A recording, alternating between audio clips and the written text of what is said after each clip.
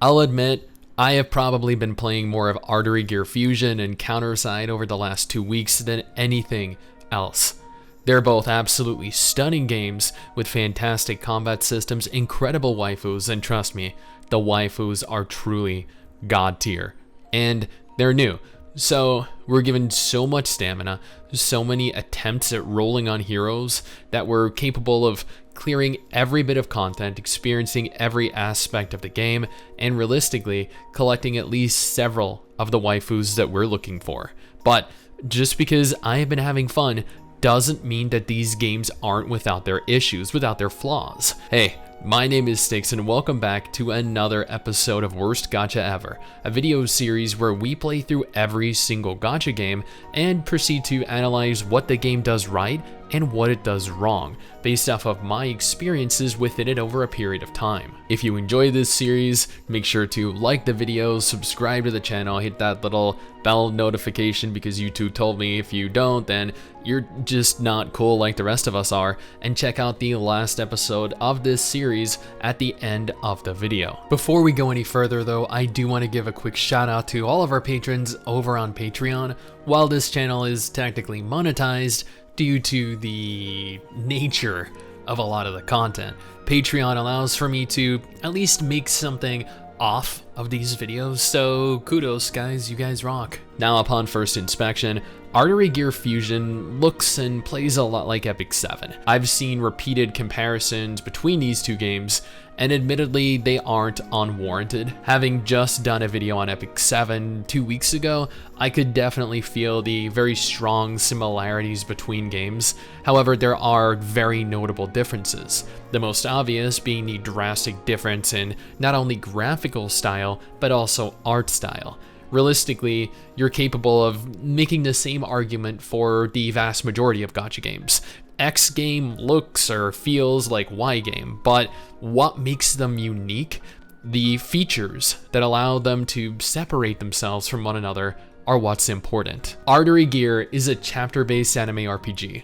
Every chapter has its own story with a set number of individual levels. You deploy 4 combat units and 3 support units and engage 3 waves of enemies, with the third and final wave often resulting in a more elite encounter and in some cases a full boss fight. As is traditional in games like this, there's more than a single difficulty mode present. Players are capable of clearing each chapter on normal difficulty and then again on hard difficulty. Admittedly, I didn't find the hard difficulty to be nearly as, difficult as I'd envisioned it being. I cleared the hard difficulty almost immediately following the normal clear of each chapter.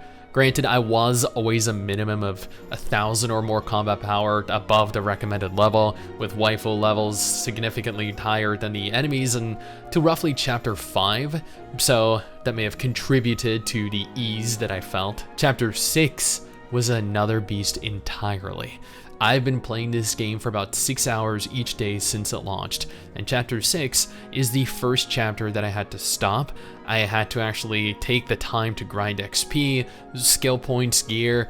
I'm still at this very moment struggling to complete the final encounter, and I don't imagine hard mode is really going to be any more forgiving than normal. Thankfully, as I just learned today, there's a feature built into the game called AI Combat that allows you to set up a type of auto battle. You can repeat the same instance 10, 20, 30 times consecutively, even while you're logged off. What this means is that essentially I can grind money, I can grind XP, and I can grind the materials that I need to upgrade, all while playing Counterside or Arknights, and then I can come back when I've made sufficient progress. This is a quality of life feature that I feel every game should offer players. Chapters can be very easy or very difficult depending on your total combat power. Combat power is increased in a variety of different ways. And I know I'm saying combat power, but that's just because it's a term that's pretty much used throughout the entire gacha scene.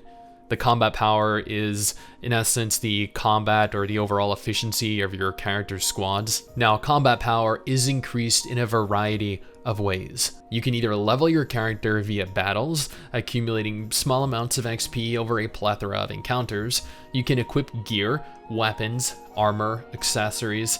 These have varied levels of rarity. I just got my first few legendary pieces today, or at least I think that's what they're called in this, the golden gear, the 5-star golden pieces that are substantially better than anything else I have. You can equip gear, weapons, armor, accessories. You can slowly upgrade these gear pieces, unlocking additional bonus statistics like plus crit, plus HP, or plus attack. It honestly takes quite a few resources to plus 15 a piece and unlock its final bonus, so I made my way to either plus 6 for the second bonus or plus 9 for the third, with the exception of weapons, because they need the additional bonus damage. Upgrading your gear probably provides the largest statistical advantage to your overall team. Leveling is great, don't get me wrong, but getting from 45 to 50 takes a tremendous amount of resources. Upgrading your gear, at least for your 4 main waifus, doesn't. Every waifu has their own unique technology tree, consisting of 6 phases. Each phase requires a set number of research keys to upgrade, and continues to provide boosts to specific stats like attack or crit, at times even abilities. The keys in specific are typically earned through the data collection mode. Every one of your heroes has 3 abilities that are unique to them alone: damage abilities, single target or AoE, support abilities, and healing abilities, depending on the role that they fill. These abilities can be upgraded via use of advanced decoder chips, which are much more difficult to obtain than any other upgrade item, at least from what I've experienced. So choose your upgrades wisely. Since I unfortunately wasted a lot of mine on my 4-star heroes before obtaining my 5 stars. Yes, do as I do, not as I say. Well, I mean, do as I say, not as I do, because I'm more knowledgeable now than I was back then. Well, okay, that's a little bit debatable. Then, and I know this is a lot of info. This game actually has a lot of very deep, very intricate systems that provide a lot of opportunities to really perfect and elaborate on your characters, but I digress. Then we have the ability to rank up our waifus. Ranking them up provides massive statistical boosts to them and requires the use of duplicates to perform, which naturally means that ranking up your 5 stars is going to be quite an arduous process, but definitely worth it in the long term. There's actually a hidden option down in the gear section that requires a technology level of 5, which I have yet to obtain on any character up until this point. And finally, upon reaching the maximum level for your waifu, you can upgrade them even further, increasing their rarity by a single point, their base statistics, their power. These also require duplicates or equal rarity units. Doing everything listed above will provide you with the most powerful units that you can possibly obtain. The only issue that I've found with all of this is that it takes an exorbitant amount of time, but you definitely have the resources to accomplish this during this launch event. Now, you're probably sitting there thinking to yourself, well, alright, I get it, you can beef up your waifus to be absolute destructive forces, but what is there to actually do in the game? As noted earlier, you'll start off with and continue to pursue the ever-evolving main story. As of June 17th, there are 7 chapters. Well, 14 chapters, I guess, if you count the hard modes available.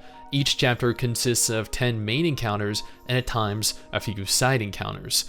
After either completing the main story or hitting a wall that you can't pass due to the difficulty spike of each chapter, you'll find yourself navigating on over to the Battle tab. Under Daily Battle, you'll find Data Collection, the main method with which to obtain the keys required to upgrade each waifu's technology level. Target Elimination is used to obtain gear for your waifus and upgrade chips. Mutation Waypoint is used to obtain mutation samples, which can be redeemed for important items like skill chips. And the Lava Rift, which is a 100-floor tower, with each floor offering slightly better rewards and equally as slightly more powerful enemies. Next, we have the Resource Collection, featuring Capture Cat Orbs, a mode that allows for you to farm XP items, Bounty Missions, allowing for you to farm in-game coins, and Forbidden Blue Mist Zone, rewarding you with, well, admittedly, I have 12 of the reward items, and I haven't actually found a use for them yet. Maybe it's for the feature that I unlock at technology level 5. Then we have the Suppression Dark Zone, which admittedly I actually just unlocked minutes before beginning recording this video. It says that it has a recommended combat power of 20,000, and I'm sitting here at roughly 11,000 right now. But you know what? Screw it. Let's go ahead and try this. Let's see how this goes. Okay, the dragon, he kind of looks... well, that happened. We're off to a good start.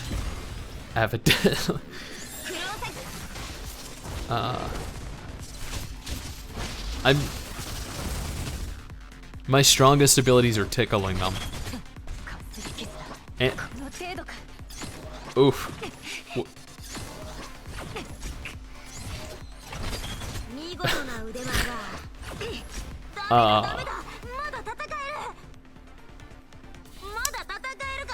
Okay, well, you know what, admittedly, that went over about as well as I had expected it would.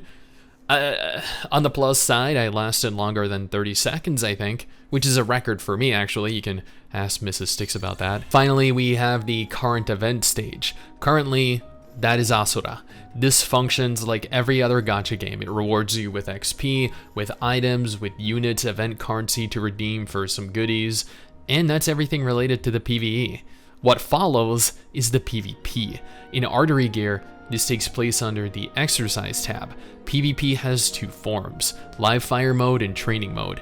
Training mode is your basic non-player game mode. Typically, you want to avoid this as the real challenge is found within the live fire game mode.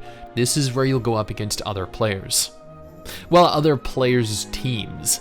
Anyway, when first unlocking PvP, you'll have the opportunity to set up both an offensive and a defensive squad. Offensive squads are utilized when attacking other players' units, and defensive squads are deployed when other players attack you. You can either control your units yourself, or you can let the AI control it, which, admittedly, I've always found to be more beneficial to my overall success, if I'm being entirely honest with you. You have a PvP ranking, but let's be honest here, the vast majority of us will never achieve a high enough rating where this will ever be of direct consequence to us. You do obtain a set amount of currency for each win though, which can be redeemed for some pretty sick rewards, items, waifus, which, let me just take a brief moment here to discuss. Man, the waifus in this game are some of the most incredible waifus that I have ever seen, and will probably be one of the main reasons that I continue playing this long term. They're filled out in all the right places. They have some extravagant outfits. Even Mrs. Stix looked at some of these characters and couldn't do anything but stare. They're just that impressive. These devs really know their target audience. Degenerates, just like you and just like me. I am a little disappointed though that we don't have equally as well filled out husbandos, because I know that there are plenty of you out there that are equally as interested in the husbandos as you are in the waifus. Oh, I just noticed we've gone like almost 10 minutes and we haven't even discussed the combat yet, have we? That's typically the first thing that I mention. Whoops. So, you'll want to form a team of your 4 ideal waifus. A general rule of thumb for the most OP team is the hotter the waifu, the less she's wearing, the bigger the booba, the more powerful and necessary she's going to be. So go for those ones. You'll then set up a unit for artillery support, air support, and a support robot. Not the hot kind of robot, the derpy kind. And then you're ready. Combat itself looks even better than Counterside does, and I argued back in last week's video that it had the best looking visuals that I'd seen in a game release this year. Naturally, I was more than surprised to be proven wrong not days later when Artery Gear launched. Every unit has 3 abilities. Each ability has a cooldown period between when you use it and when it can be used again. The AI doesn't really fully grasp the importance of spacing your ability out, so it kind of just launches everything you have at the trash enemies before reaching the final boss, which works for the most part, but as an example here, at times it would heal with your largest AoE heals when a single unit had suffered maybe 10% total damage. So realistically, the AI controlled auto combat does function well, but at times it can be a little more of a detriment to the success of a battle than an aid. The battles themselves take place in smaller instance areas. You can't control them or anything for that matter other than the abilities that each of the waifus possess. Speaking of, there's no open world to explore in this game. There is no physical exploration or physical control of any characters. You have the option of direct input when it comes to your waifu's abilities in combat, but that's the depth of engagement outside of managing the various facilities and features. I know this might be disappointing for some people.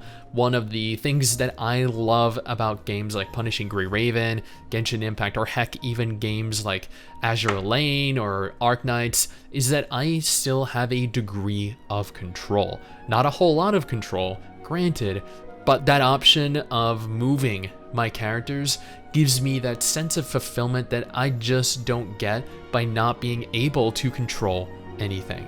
Abilities look absolutely incredible. Seeing the pre-rendered cutscenes that play every single time you utilize one of your special abilities.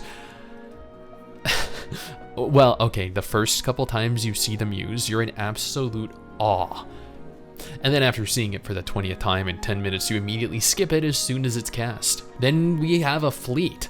Our fleet has various functions. The supply ship, which allows for you to earn coin over time with no input from you. The armament ship, which does the same for the XP items. Mothership, which functions as your housing system. Science vessel for upgrading and transferring effects of gear. And the exploration ship, which allows you to send out waifus on dispatch missions, accumulating resources and materials. Honestly, I kind of just check in once a day, but I didn't really devote much time or attention to it. I never really do with those features in games, not particularly sure why that is. I know a lot of you are curious as to what's in the cash shop, and honestly, it's not bad. There are some materials, some items that will help you upgrade your waifus, that will probably provide you a little less need to grind. Some decent, not great, but decent gear that you can quickly outgrind with the target elimination game mode. And, right, this is a gacha game, as the title of this entire video series would imply. Naturally, that means that you're going to be able to roll for and ultimately be disappointed by a surplus of different waifus that you just don't want. A single pull costs 180 gems, so one multi-roll is going to cost you 1800. Every pull you make rewards you with an elite recruitment order. Once you obtain 200 of these, you can redeem the banner character completely free.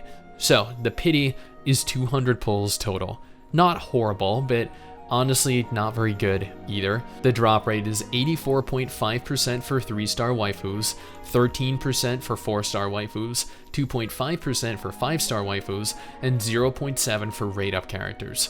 If you don't obtain the 200 recruitment orders to obtain the banner character, those orders will be converted over to normal orders that you can use to redeem a normal 5-star waifu from the normal shop, meaning that it's only a matter of time until you obtain the event waifu. Honestly, I have seen much worse gacha systems and significantly worse pity systems. Here's looking at you, both this light and fake grand order. And realistically, this seems a lot more fair than other more popular games out there, at least in the long term. Then we have other features like the daily login for daily rewards, the beginner login for a waifu and other rewards, rookie training, which is a newbie feature that rewards you with tons of items for just playing the game, pre-mission briefing, which is similar to the rookie training, daily and weekly missions. Seriously, the sheer number of things to do in this game absolutely baffles me. There is an astronomically exorbitant number of things to do to occupy your time. As this is a new game, I feel like the 6 hours that I've been spending in it every day since it launched isn't even close to being enough to fully accomplish everything that I want to. I was never at a loss of things to do. I had seemingly endless pools of stamina to run every type of content that I wanted, to farm all of the XP items that I needed to max out my team of 4, to gear them in 5-star pieces, to upgrade their skills and continue to slowly unlock their technology levels. I could play without any limitations.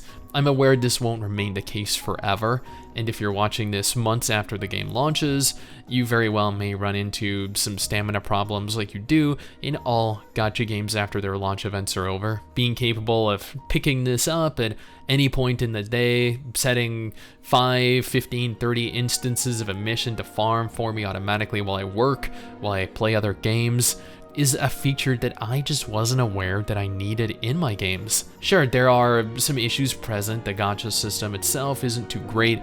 200 pulls to hit pity is kind of painful to even think about. I couldn't find an option to actually engage other players in real-time PvP. I'm not sure if that's because there is no real-time PvP or because I'm just blind. I guess one of you will no doubt correct me down in the comment section below if I'm wrong. You guys love doing that. The translations for the story were, well, they weren't bad. They were just a little robotic, like lacking in emotion. I'm not sure if I'm the only one that really picked up on that or not. I haven't really seen anyone complaining about that. It felt like someone ran it through Google Translate and then corrected the grammar. Is Artery Gear Fusion the worst gacha game of 2022? No way. On the contrary, this is one of the most fun gacha games I've had the pleasure of playing recently. Everything about this game was of such contrastingly higher quality than so many of its competitors. Its flashy, fluid combat, its incredible looking waifus, of which there are many. Its variety in terms of content to consume, not being inhibited by stamina constraints, being capable of doing everything that I wanted to at any point in the day. Find me a better game release in 2022. The only thing that I think can even come close to competing with this is Counterside, which, interestingly enough, you can check my review of and previous episodes in the Worst Gacha Ever series if you click this video over here, or if you're looking for a list of confirmed gacha games coming this year, then this video over here.